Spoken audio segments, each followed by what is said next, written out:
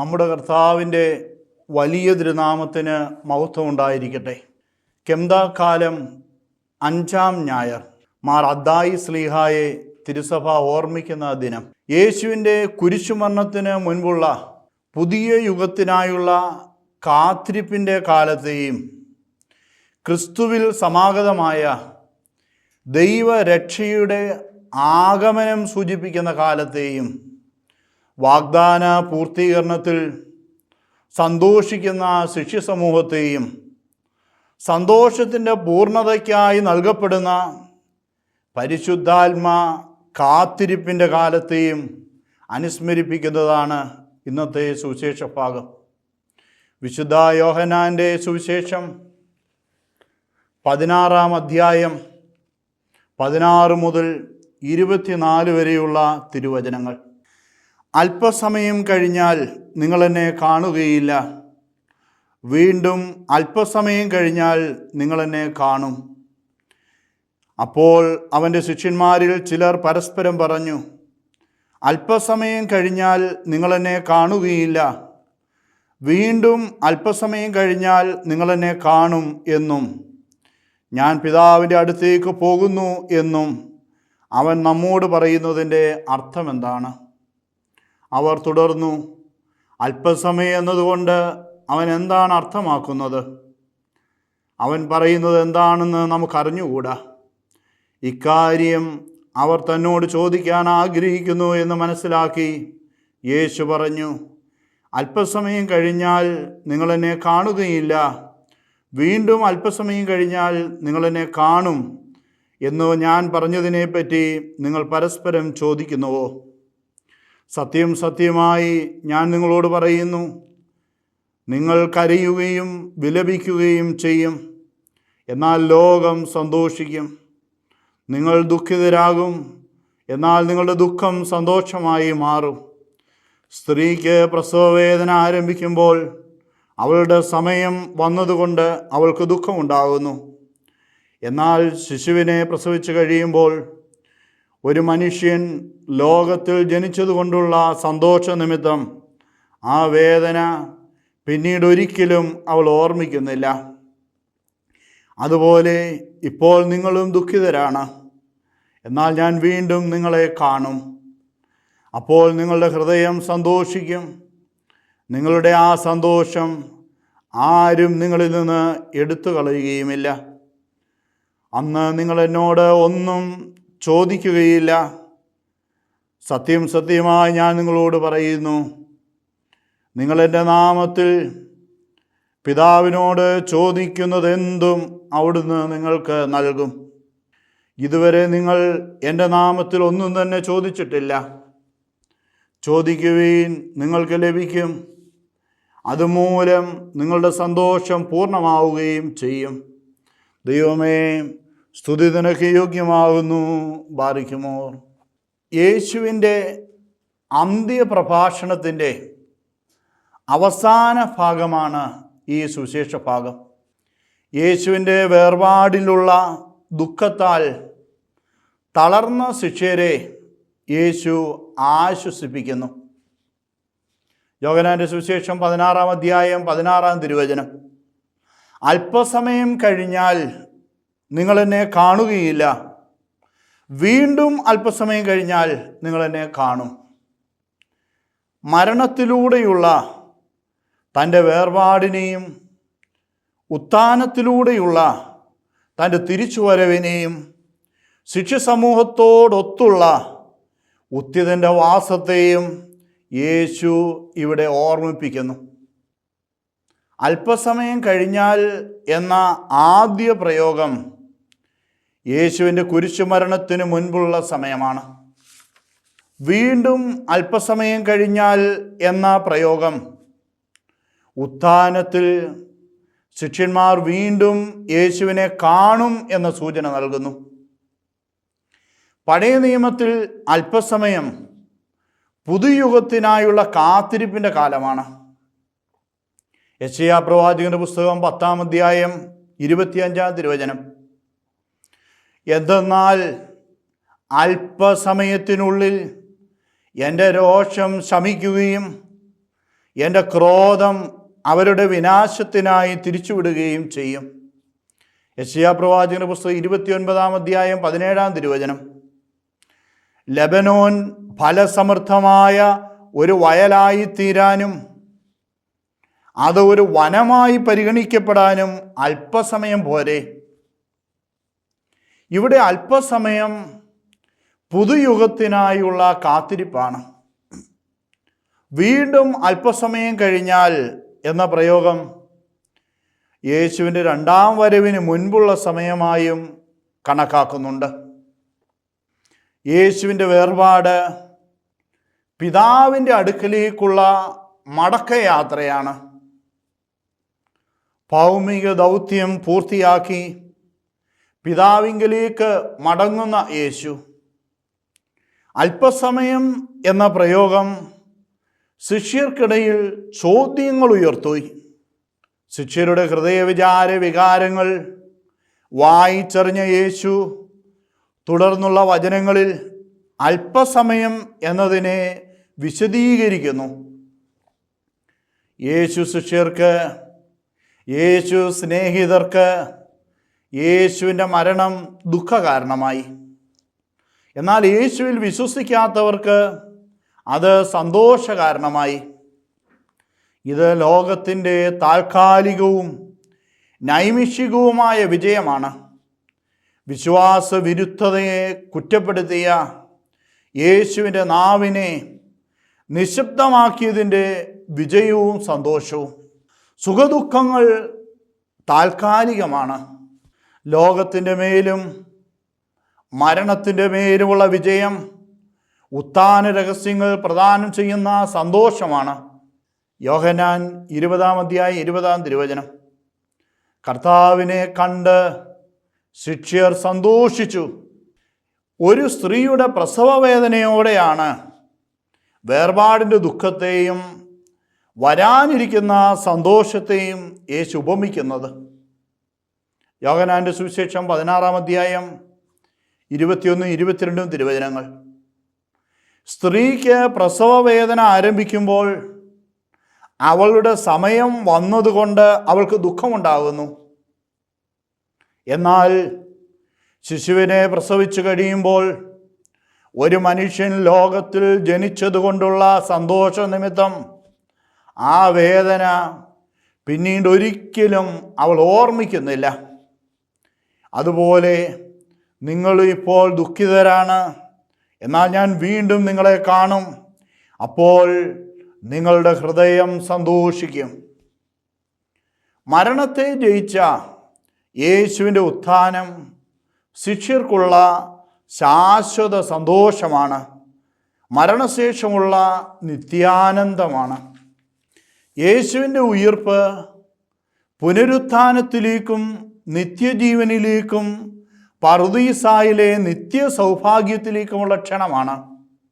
അനശ്വര ജീവൻ്റെ നിത്യ ആനന്ദവും ദൈവിക വിശ്രമവും നിത്യസമാധാനത്തിലുള്ള വാസവും യേശു ശിഷ്യർക്ക് ഇത് പ്രദാനം ചെയ്യുന്നു.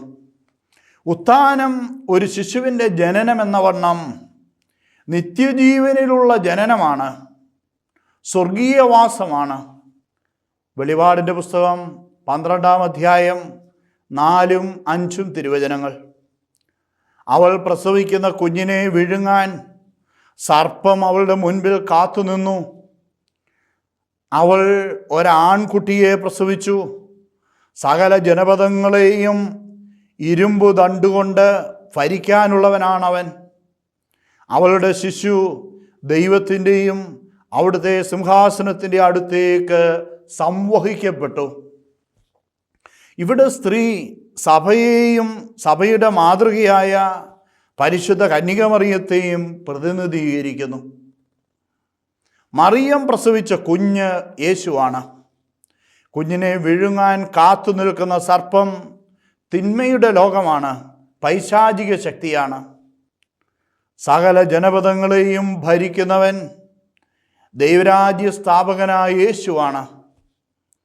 ദൈവത്തിൻ്റെയും സിംഹാസനത്തിൻ്റെയും അടുത്തേക്ക് സംവഹിക്കപ്പെട്ട ശിശു സ്വർഗാരോഹണം ചെയ്ത മെശിഹായാണ്. ഉത്ഥാനം പ്രദാനം ചെയ്യുന്ന നിത്യതയിലേക്ക് സൃഷ്ടപ്രപഞ്ചം യേശുവിൽ വിശ്വസിക്കുന്ന സകല ജനങ്ങളോടും കൂടെ ആനയിക്കപ്പെടുന്നു. നിത്യത പ്രദാനം ചെയ്യുന്ന ആനന്ദം സമാധാനത്തിലുള്ള വിശ്രമമാണ്, നിത്യവിശ്രമമാണ്. വെളിപാടിൻ്റെ പുസ്തകം 12-ാം അധ്യായം 6-ാം തിരുവചനം. ആ സ്ത്രീ മരുഭൂമിയിലേക്ക് ഓടിപ്പോയി. സഭയുടെ പ്രസവവേദനയിലൂടെ ഉത്ഥിതനായ മെശിഹ സഭാ അംഗങ്ങളിൽ രൂപം കൊള്ളുന്നു. വെളിപാട് പുസ്തകത്തിലെ പ്രസവവേദന അനുഭവിക്കുന്ന ഗർഭിണിയായ സ്ത്രീ ഒരേ സമയം പരിശുദ്ധ കന്യകമറിയത്തെയും സഭയെയും പ്രതിനിധാനം ചെയ്യുന്നു. രക്ഷകനായ മെശിഹായെ ജനിപ്പിക്കുവാൻ കാൽവറിയിലെ കുരിശിൻ ചുവട്ടിൽ നിന്ന മറിയം അനുഭവിച്ച പ്രസവവേദന ശിഷ്യ സമൂഹം യേശുവിൻ്റെ വേർപാടിൽ അനുഭവിക്കുന്നു.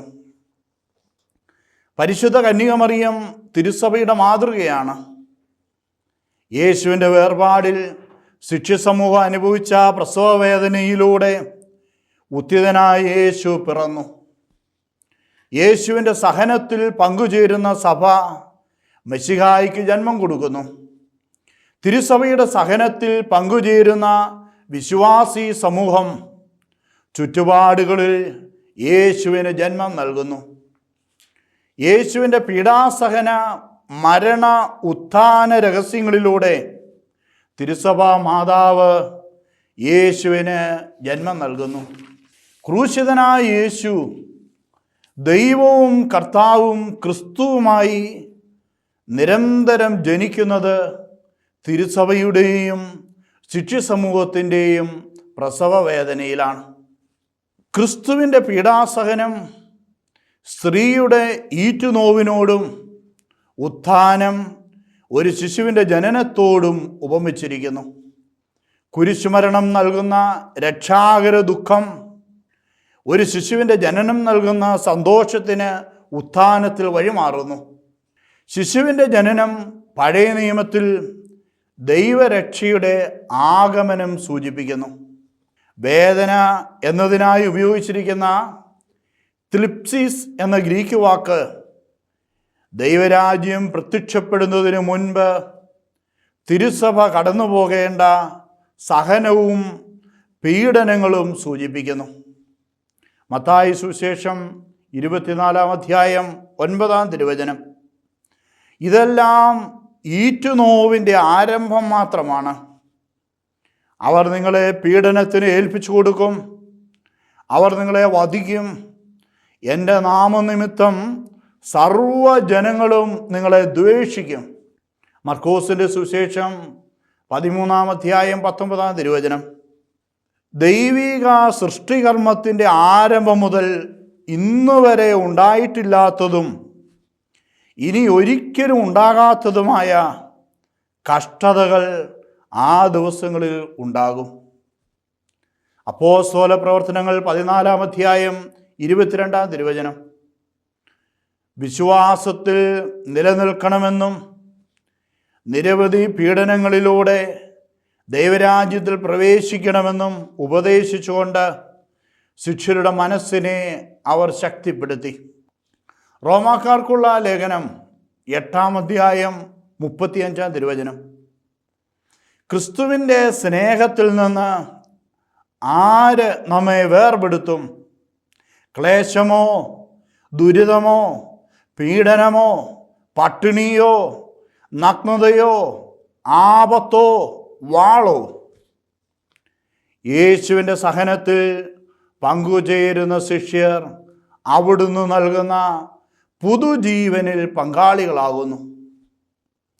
ശിഷ്യർ സന്തോഷിക്കുന്നത് ആശ്വാസകനിൽ അഥവാ പരിശുദ്ധാത്മാവിൽ ഉത്ഥിതനായ യേശുവിൻ്റെ സാന്നിധ്യം അനുഭവിക്കുന്നത് കൊണ്ടാണ്.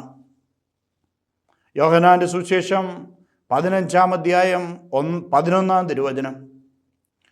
ഇത് ഞാൻ നിങ്ങളോട് പറഞ്ഞത് എൻ്റെ സന്തോഷം നിങ്ങളിൽ കുടികൊള്ളാനും നിങ്ങളുടെ സന്തോഷം പൂർണ്ണമാകാനും വേണ്ടിയാണ്.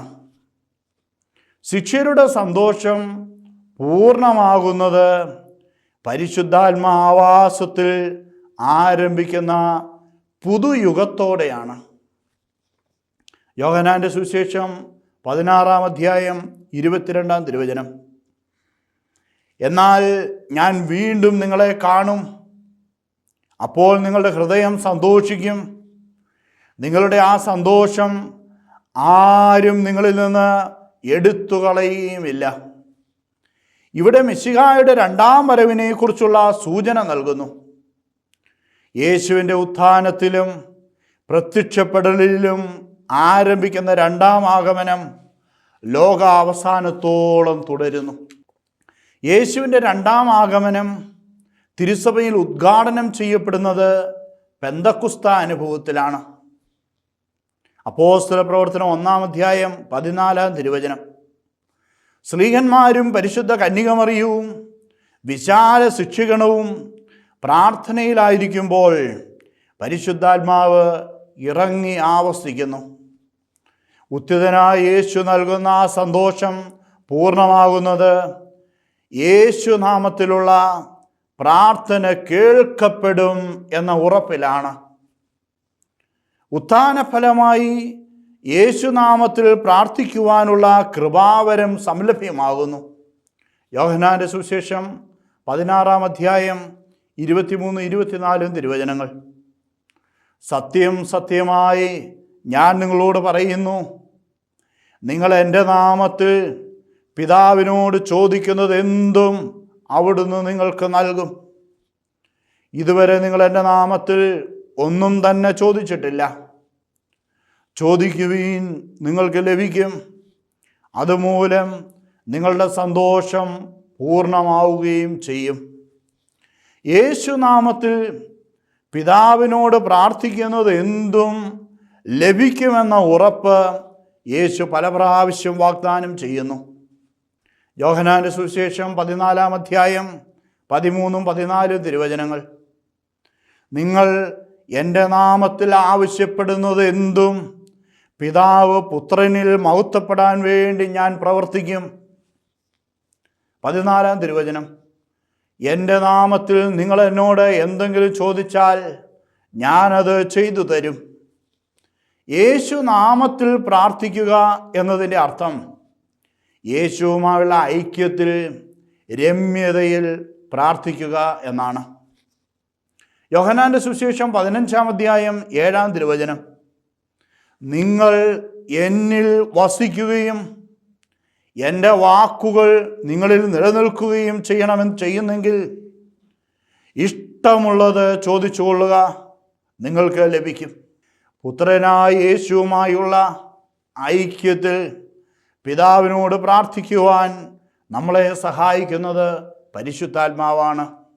റോമാക്കാർക്കുള്ള ലേഖനം 8-ാം അധ്യായം 15-16 തിരുവചനങ്ങൾ. പരിശുദ്ധാത്മാവ് പുത്രസ്വീകാര്യത്തിൻ്റെ ആത്മാവാണ്. നിങ്ങളെ വീണ്ടും ഭയത്തിലേക്ക് നയിക്കുന്ന അടിമത്തത്തിൻ്റെ ആത്മാവിനെ അല്ല, മറിച്ച് പുത്രസ്വീകാര്യത്തിൻ്റെ ആത്മാവിനെയാണ് നിങ്ങൾ കൈക്കൊണ്ടിരിക്കുന്നത്. ഈ ആത്മാവ് മൂലമാണ് നാം ആബാ പിതാവേ എന്ന് വിളിക്കുന്നത്. 16-ാം തിരുവചനം. നാം ദൈവത്തിൻ്റെ മക്കളാണെന്ന് ഈ ആത്മാവ് നമ്മുടെ ആത്മാവിനോട് ചേർന്ന് സാക്ഷ്യം നൽകുന്നു. ദൈവപുത്രനോട് ഐക്യപ്പെട്ട് യേശുനാമത്തിൽ പ്രാർത്ഥിക്കുവാൻ സാധിക്കുന്നത് യേശു ഉത്ഥാനത്തിലൂടെ മൗക്തീകരിക്കപ്പെട്ടതുകൊണ്ടാണ്. യോഹന്നാന്റെ സുവിശേഷം 16-ാം അധ്യായം 24-ാം തിരുവചനം. ഇതുവരെ നിങ്ങൾ എൻ്റെ നാമത്തിൽ ഒന്നും തന്നെ ചോദിച്ചിട്ടില്ല. യേശു മൗക്തീകരിക്കപ്പെടുന്നത് വരെ യേശുനാമത്തിൽ ഒന്നും തന്നെ ചോദിക്കുവാൻ കഴിയുമായിരുന്നില്ല. ഉത്ഥിതനായ യേശു ഇന്ന് സഭയിൽ സന്നിഹിതനായി ജീവിക്കുന്നു. യേശു സഭയുടെ ശിരസ്സാണ്. സഭയോടൊത്ത് പ്രാർത്ഥിക്കുന്നവർ മിശിഹായോട് ചേർന്ന് പ്രാർത്ഥിക്കുന്നു. കാരണം മിശിഹ സഭയുടെ ശിരസ്സാണ്.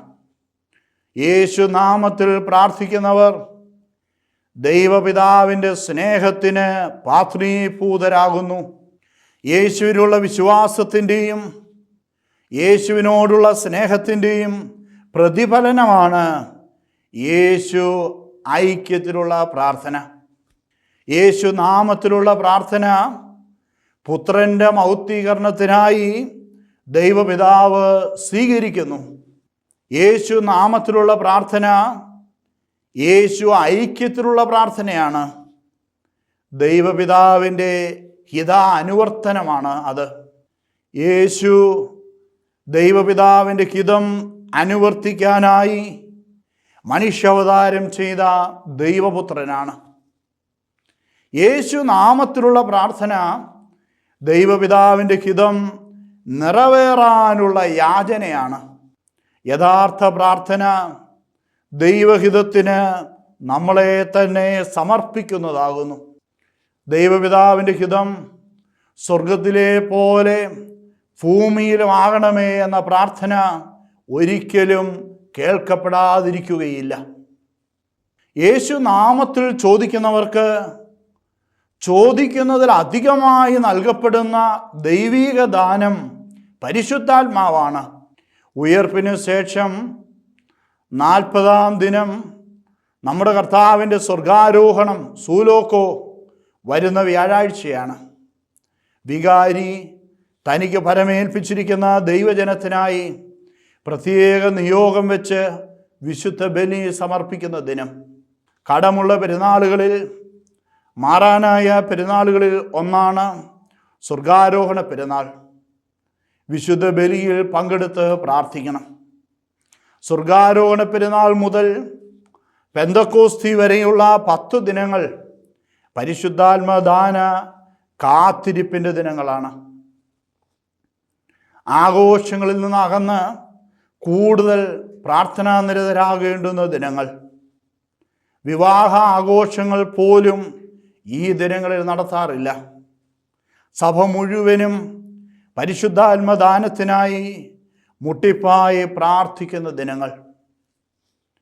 ഒലിവുമലയിൽ സ്വർഗാരോഹണ സമയത്ത് കൈകൾ ഉയർത്തി ശിഷ്യസമൂഹത്തെ അനുഗ്രഹിച്ച കർത്താവേ, ഞങ്ങളെയും അവിടുത്തെ കരങ്ങളുയർത്തി ആശീർവദിക്കണമേ.